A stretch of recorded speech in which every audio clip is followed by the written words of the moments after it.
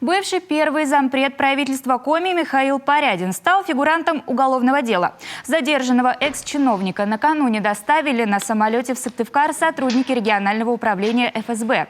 А сегодня столичный суд избрал ему меру пресечения. На данный момент известно, что Михаилу Порядину инкриминирует мошенничество, совершенное группой лиц по предварительному сговору с использованием своего служебного положения в особо крупном размере.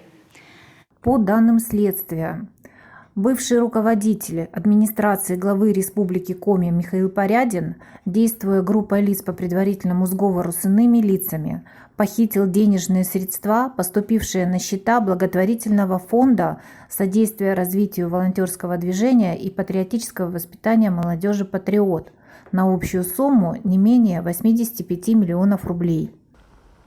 Детали пока не раскрываются, но, вероятно, оно взаимосвязано с уголовным делом Максима Минеева, бывшего политтехнолога экс-главы Коми Сергея Гапликова. Фигуранта по той же статье арестовали в мае этого года. Как стало известно, вину в совершении инкриминируемого преступления Михаил Порядин не признал. Сыктывкарский суд по ходатайству следствия взял его под стражу до 23 декабря.